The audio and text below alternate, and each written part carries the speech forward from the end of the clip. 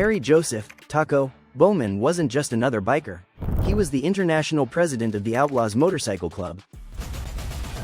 A man so feared by law enforcement that his name was added to the FBI's 10 most wanted list. For years, Bowman lived like a ghost, moving from place to place, protected by his reputation and the outlaw brotherhood that followed him. But his run didn't last forever. In June of 1999, his empire came crashing down, not from a rival gang, not from a massive shootout, but from betrayal inside his circle and information that reached federal authorities. So, how does a man who ruled one of the most violent biker organizations in America end up cornered because of informants and law enforcement pressure? And what does that reveal about the world of outlaw motorcycle clubs where loyalty can disappear in an instant? Who was Harry Taco Bowman? Harry Joseph Bowman, better known in the biker world as Taco, was born on July 17, 1949, in Detroit, Michigan. He didn't come from wealth, privilege, or a clean suburban life. Like many kids growing up in the Motor City during that time, Bowman saw a place that was gritty, working class, and full of people who lived fast and hard.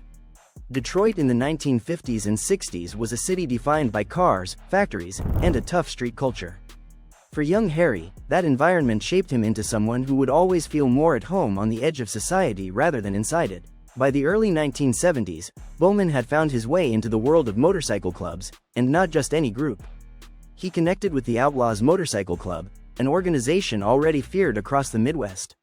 The Outlaws, sometimes called the AOA, for American Outlaws Association, had been around since 1935.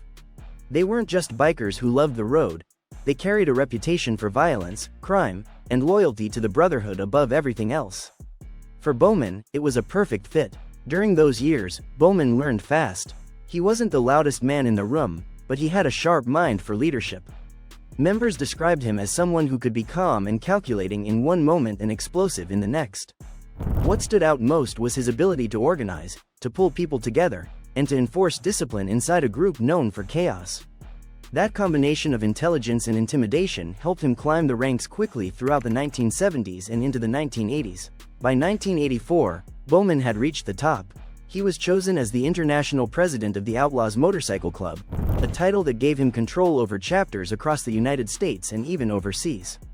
Becoming president wasn't just about wearing the patch with pride. It meant carrying the responsibility of leading an organization that operated like a corporation and fought like an army. And under Bowman's rule, the Outlaws expanded their power far beyond their Midwest roots. What made him different from past leaders was his vision. Bowman didn't just want the Outlaws to be strong in local territories. He wanted them to be a global force that could rival their most hated enemies, the Hells Angels. He pushed for new chapters, demanded tighter loyalty, and made sure everyone understood that crossing him or the Outlaws came with a price. For law enforcement, this was the period when the club shifted from being a violent biker gang to something much more organized and much more dangerous. Over the next decade, Harry Taco Bowman would take the Outlaws into darker territory, building a criminal empire as one of the most feared outlaw biker bosses in America. And while his rise seemed unstoppable, the very traits that made him powerful, control, fear, and a reliance on loyalty, would also plant the seeds of his eventual downfall. The Outlaws MC under Bowman's reign. When Harry Taco Bowman took control of the Outlaws in 1984, the club was already known in biker circles as one of the big four outlaw motorcycle gangs in the United States. But under his leadership, the group became something far more dangerous. Drug trafficking was a major source of money. The Outlaws moved narcotics across state lines and into international networks, with profits helping fuel the expansion Bowman pushed for. Alongside drugs, firebombings became a calling card of intimidation. Bars, homes, and businesses connected to rivals were torched, often in the middle of the night, leaving behind destruction and fear. The scale of violence and crime during Bowman's reign caught the full attention of the FBI and the Department of Justice. By the early 1990s, law enforcement labeled the Outlaws under Bowman as one of the most dangerous criminal organizations in the country. Federal agents considered Bowman himself among the most dangerous gang leaders operating in America, placing him in the same category as top organized crime bosses. What made Bowman especially threatening in the eyes of investigators was not only his involvement in violent crimes but his ability to keep order within a notoriously chaotic group. The Outlaws were known for wild behavior, but Bowman managed to channel that aggression into organized action. This level of control made the club even harder to penetrate and investigate.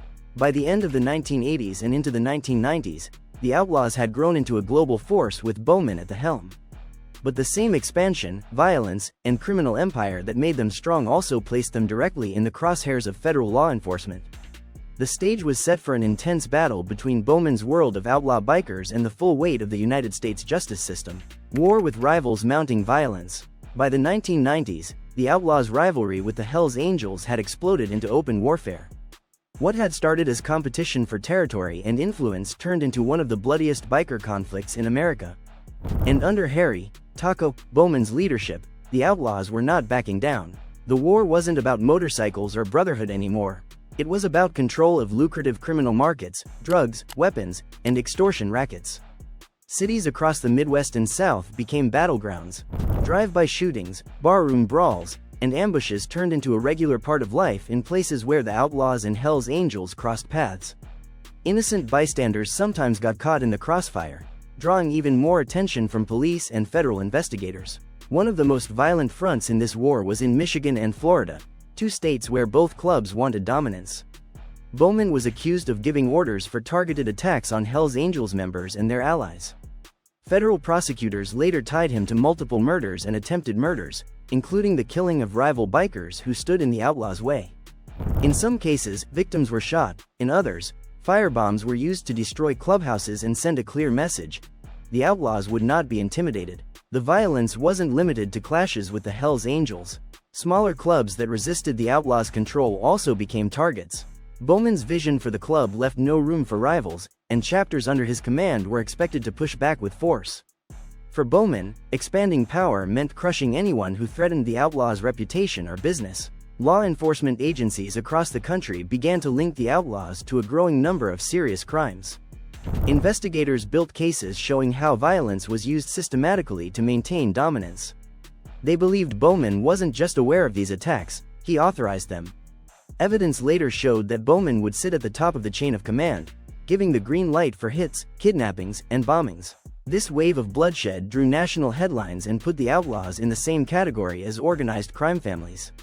The biker image of freedom and rebellion faded under the reality of calculated murders and gang warfare.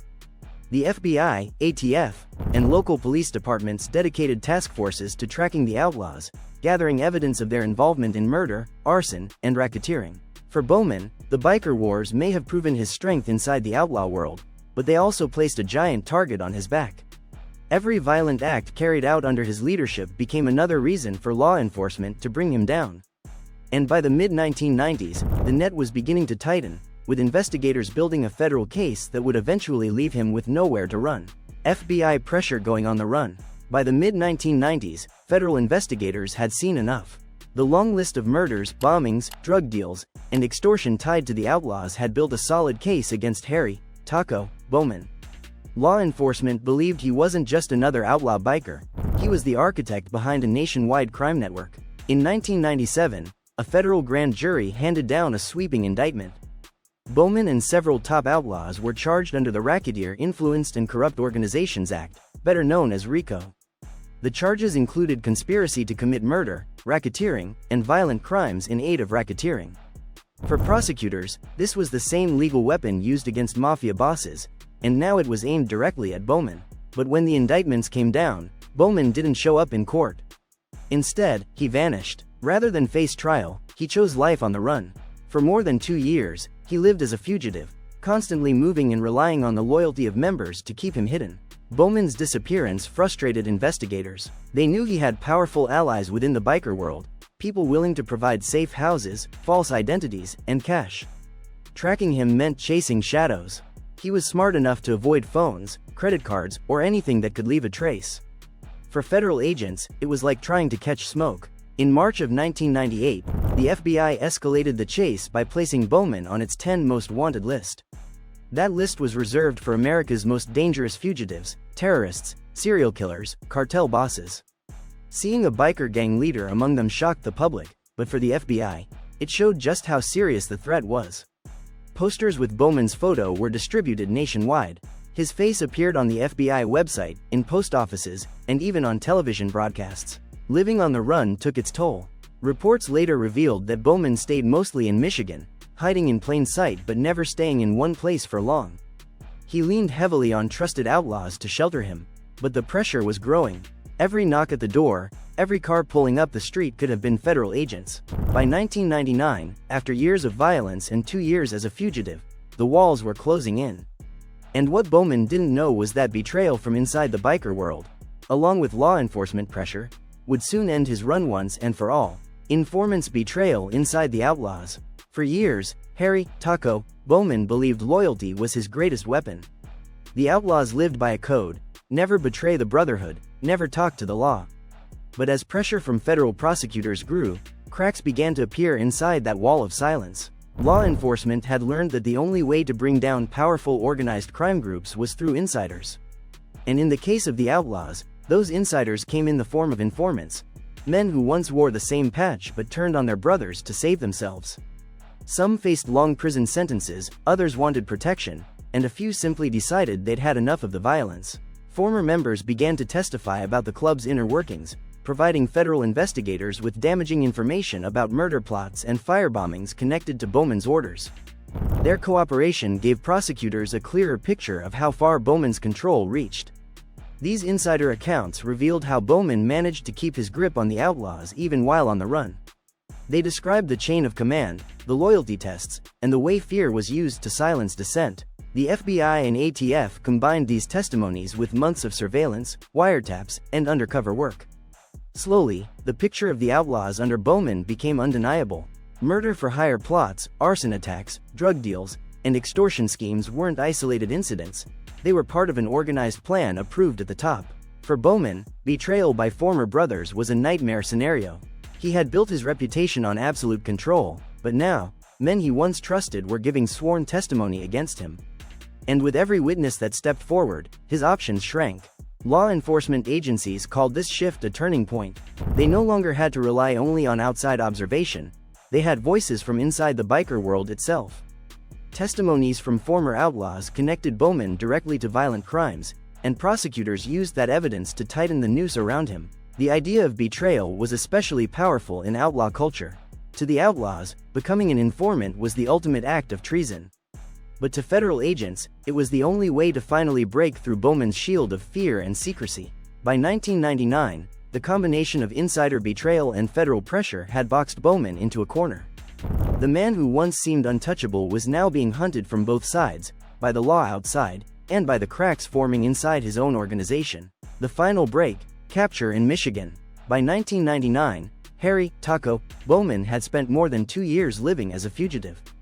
Federal agents believed he was hiding in Michigan, moving between safe houses, relying on loyal members of the Outlaws to keep him off the radar. But despite his efforts to stay invisible, law enforcement pressure and investigative work eventually led authorities to his location. The FBI had placed Bowman on its 10 most wanted list in 1998, and with that came nationwide publicity. His photo appeared on posters, news reports, and federal bulletins. For months, investigators followed leads and gathered intelligence about his possible whereabouts. In June of 1999, federal authorities received information that pointed investigators to a location in Sterling Heights, Michigan, just outside Detroit. Bowman wasn't in a distant hideout or halfway across the country. He was practically in his own backyard, living quietly and trying to blend in. On June 7, 1999, the FBI, supported by local law enforcement, moved in. Agents surrounded the house, careful not to give him any chance to escape. Given Bowman's violent reputation and the Outlaws' history of armed confrontations, police prepared for the worst. But when the moment came, the feared biker boss didn't fight back. The arrest was quick and without a single shot fired. For investigators, it was a stunning end to years of chasing one of the country's most dangerous fugitives. The man who had eluded capture for so long was brought down by persistent law enforcement work and the breakdown of loyalty within his own organization. For Bowman, the arrest marked the end of his life as a free man. The walls he had built around himself with loyalty, fear, and secrecy had collapsed. The code of silence inside the Outlaws had been weakened by informants, and now, federal pressure had finished the job. The arrest of Harry "Taco" Bowman was more than just another criminal capture. It was proof that even the most feared outlaw leaders could be undone by betrayal and determined law enforcement work. Trial conviction. After Harry "Taco" Bowman's arrest in June 1999, federal prosecutors moved quickly to bring him to trial. The evidence collected over years of investigations was overwhelming, and now, with Bowman in custody, the government was determined to make sure he would never walk free again. In 2001, Bowman faced a federal jury in Florida. The trial revealed the depth of his control over the Outlaws Motorcycle Club. Prosecutors painted him as a criminal mastermind who used the club not for brotherhood, but as an engine of violence and profit. The charges were severe: racketeering, conspiracy to commit murder, and violent crimes in aid of racketeering. Each charge carried the potential for decades behind bars. One of the most damaging parts of the trial came from testimony given by former outlaws who had turned informant. They described in detail how Bowman approved murder plots, how he ordered firebombings, and how drug trafficking and extortion brought money into the club. These accounts lined up with physical evidence gathered through surveillance, wiretaps, and federal raids. Piece by piece, the jury saw how Bowman ran the Outlaws like a mob boss, using intimidation and bloodshed to expand power. Bowman's defense tried to argue that the government was relying on unreliable witnesses, men who had every reason to lie in exchange for lighter sentences. But the amount of evidence was too much to ignore. Witness after witness confirmed the same patterns of violence, and the jury found the story convincing. By the end of the trial, Bowman was convicted on multiple counts, including racketeering and conspiracy to commit murder. The sentence was crushing: 2 life terms in federal prison, ensuring that the man who once led one of America's most dangerous biker gangs would never be free again. For law enforcement, the conviction was seen as one of the most important blows ever struck against an outlaw motorcycle club. For the Outlaws, it was the loss of the leader who had defined their rise during the 1980s and 1990s. Prison death. After his 2001 conviction, Harry Taco Bowman began serving his 2 life sentences in federal prison. For a man who once commanded fear and loyalty across dozens of Outlaws chapters, the reality of life behind bars was a sharp contrast. There were no motorcycles, no brotherhood rides, and no control over the streets he once ruled. Bowman lived out his days as inmate number 03938-039, housed in high-security facilities where his power was stripped away. Even in prison, he remained a notorious figure. His name carried weight among those who followed the outlaw biker world, but for federal authorities, he was just another dangerous criminal removed from society. In March 2019, after nearly 2 decades behind bars, Harry Taco Bowman died at the age of 69 in federal custody. No dramatic ending, no escape, and no last comeback. The man who once stood at the top of one of America's most feared biker gangs passed away quietly, marking the final chapter of a violent legacy. Closing viewer engagement. Harry Taco Bowman's story is one of power, violence, and betrayal. He climbed from the streets of Detroit to become the international president of the Outlaws Motorcycle Club, building an empire that rivaled the Hells Angels and terrified communities across the country. Yet for all his strength and influence, his downfall came not from a rival's bullet or a dramatic showdown, but from the voices of informants inside his own world and determined federal law enforcement work. His capture and conviction showed that no matter how feared or untouchable someone may seem, loyalty can break, and justice can find its way in. Bowman's life ended quietly in a prison cell, far from the power he once commanded. But his story raises a bigger question. In a world built on loyalty and silence, are informants the ultimate traitors, or the only heroes capable of ending a reign of terror? Let us know what you think in the comments below, and if you'd like more deep dives into true crime stories like this, make sure to subscribe and stay tuned.